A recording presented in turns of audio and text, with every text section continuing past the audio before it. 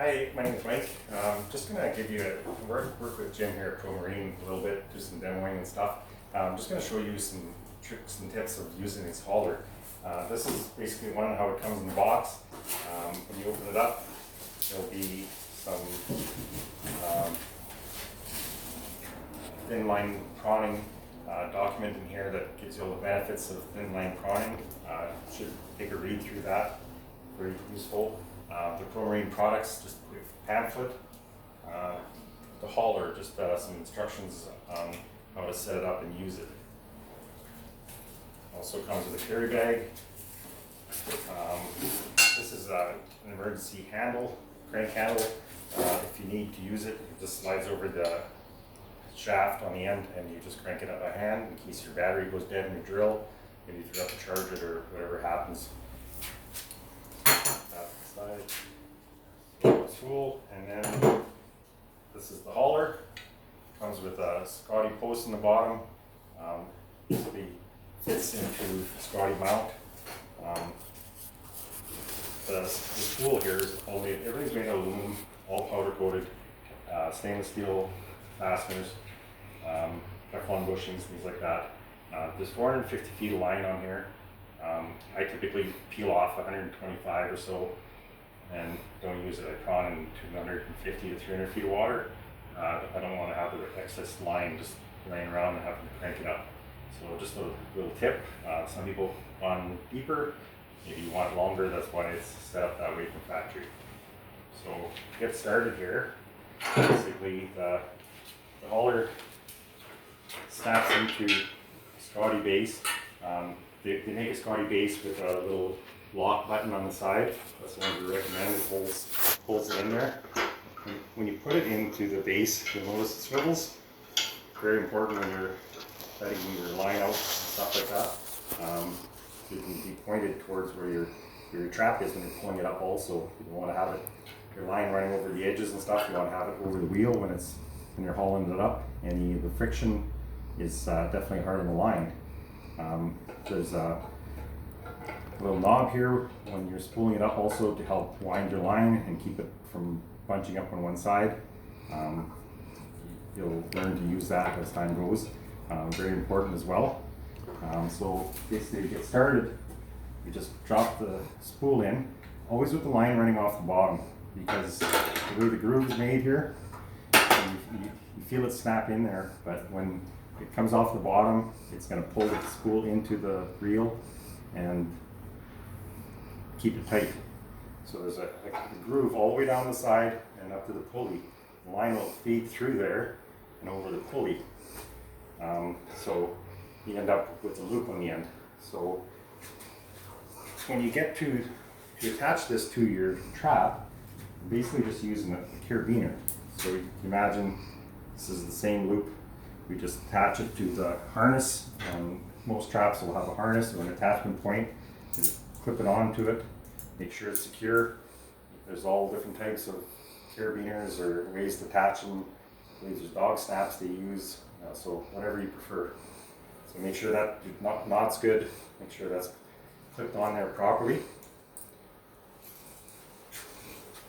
Then when you come back to the hauler, make sure your line is not wrapped around something, and make sure you're attached to the trap properly, and go ahead and toss your trap in. When you toss your trap in, it'll start spooling out like this. So typically we drive the boat ahead very slowly, and as it spools out as time goes. When you get to the end of your spool, you're going to have nothing attached. There's going to be the loop is going to attach itself to the spool via a little loop like this, and there's a little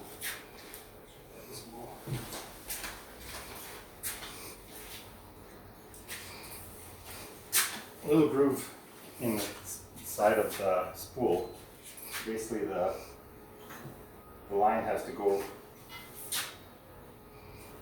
from the inside of the spool and then around, and attaches around the hook like this. So that's what you're going to end up with. You want to catch it before you get to the end. You should never rely on this for, to hold your trap. It will, but just for safety's sake, what I always do is I call it a little safety loop. However long, 3, 4, 5 feet away from the end. And typically on my boat, I hook it around a knob on my downrigger. Some boats will have cleats handy, but anything that's solid, hook it on something so that it'll stop. This way it gives you time when your trap is down in the water. It's pulling on this line. Just gives you time to detach your line from the spool and take it off and then attach it to your float. Again, your float's going to need to have some way, a carabiner of some sort. Basically attach it to the end of your line and then basically detach your safety line and hook that in the water. No need for any kind of weights. I fished many times with no weights in the traps, no weights on the lines, and just a float like this on top. Lots of current, never goes anywhere. It's amazing. So short and sweet, that's how you put the trap out. When you're retrieving the trap, again, same idea. Go drive by with the boat, pick up buoy, pull some line in, get up to your safety hook again, hook it on something, and then it gives you time to go to your float, take your float off, and you're not stressed that this thing's pulling on your fingers and trying to, if you lose this, you lose your trap and you lose your line. So then again, there's tools in your collar. So run your line through the middle and hook it through the edge. And then the line is always coming off the bottom so that you're running your drill in forward. So give it a couple wraps.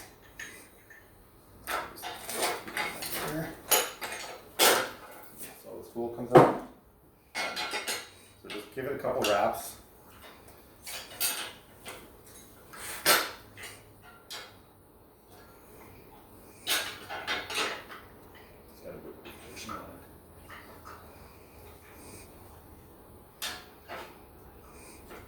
No bushings on them. You get the idea. Give it a couple wraps. Put the drill on it. Get it started. Pushing forward. Clamped on there. Then remove your safety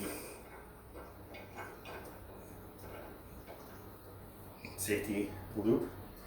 And then basically your line is coming up over the collar, over the pulley,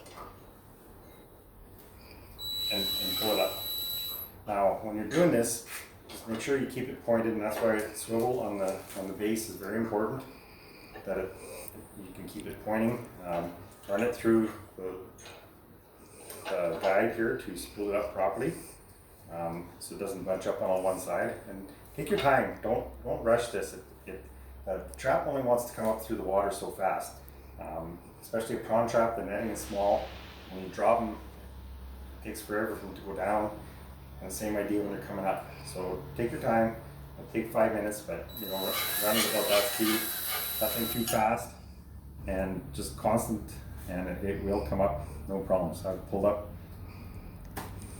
traps that have been tied in with other stuff, and it's got a lot of power. The drill is not going to power out. If you keep a constant pull on this, within reason, everything's going to hold. It works very well.